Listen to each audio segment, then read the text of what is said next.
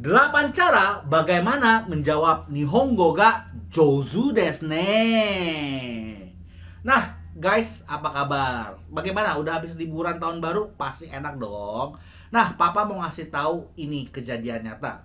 Ketika di Jepang, ketika pertama kali belajar bahasa Jepang, ketika ngomong dengan orang Jepang biasanya bilang katanya, Nihongo ga jouzu desu ne. Kalau kalian belum tahu, Nihongo Jozu ini artinya adalah tangan di atas atau jago. Tapi ternyata ini bukan sekadar pujian, bahkan silakannya ini bisa menjadi Nah, bukan tanpa alasan Papa ngomong begitu. Karena sendiri ternyata di Jepang itu orang yang ngomong gitu itu bukan berarti pujian. Kalau itikat baiknya kita bisa bilang itu merupakan ya tanda bahwa orang Jepang menghargai bahwa kamu atau kita belajar bahasa Jepang. Ya, ada 3 alasan utama kenapa orang Jepang bilang Nihongo ga jouzu desu ne. Yang pertama adalah dia memuji kamu, dia mau menyatakan dikit banget loh orang yang bisa bahasa Jepang dan kamu mau belajar, jadi kamu tuh termasuk orang yang beruntung dan berbakat untuk belajar bahasa Jepang. Itu nomor 1.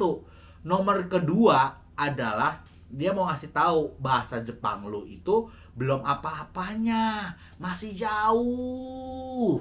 Ya, jadi masih banyak yang harus dipelajari. Yang ketiga adalah kode rahasia. Mau bilang ada orang asing di situ.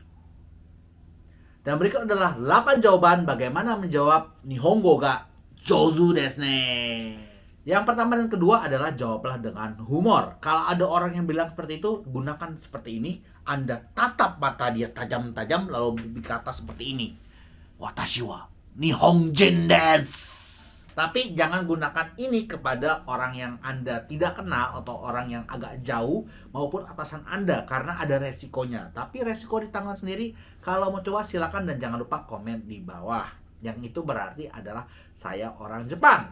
Yang kedua adalah sumimasen, Nihongo o tabemasen. Nah, ini merupakan jawaban yang Papa sangat suka. Kenapa? Karena jadi kalau ditanya Nihongo ga tabemasen enggak, berarti itu Papa nggak ngerti Nihongo itu apa. Apakah Nihongo itu makanan? Papa belum pernah makan. Dan itu merupakan jawaban yang paling favorit buat Jawaban nomor 3 dan nomor 4 adalah cukup aman. Kenapa bilang aman? Karena biasanya ini digunakan untuk orang yang Anda agak distinct atau agak jauh hubungannya. Yang pertama adalah bilang okage sama desu. Kalau bisa banget pakai gunakan nih. Kita sekali lagi, okage sama desu.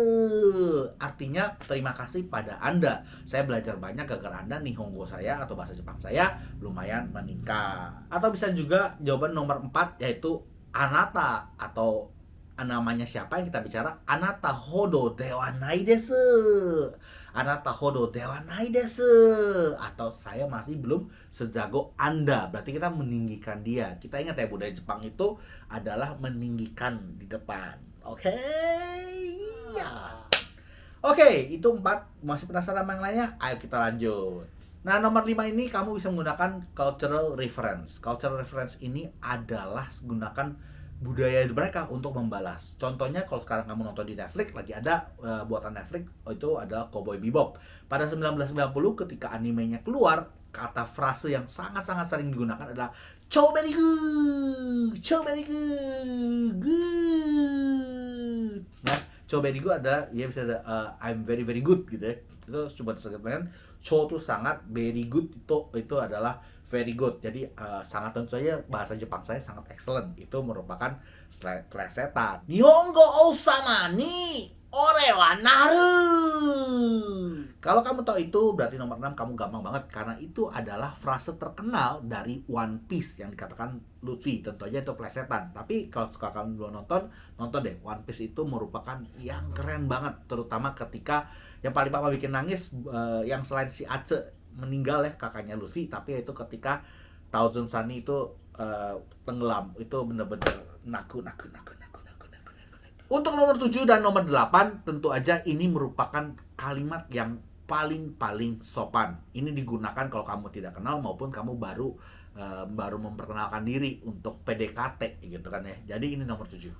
Watashi ni motanai kotoba desu. itu berarti kata-kata itu percuma untuk saya karena tuh saya nggak worth it banget gitu loh. Nah, jadi itu seperti itu, merendahkan diri.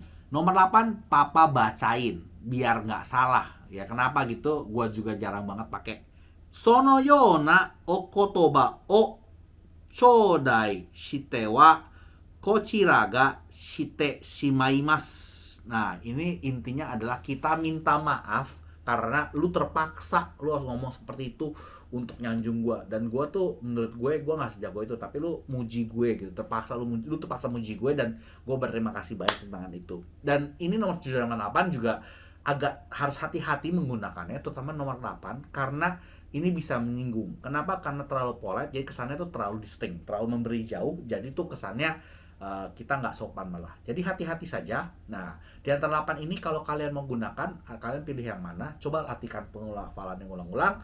Dan semoga bahasa Jepang kalian makin bagus, dan mari kita doakan bersama supaya Jepang cepat segera dibuka. Kyo wa kokoma desu. Otsukare sama desu.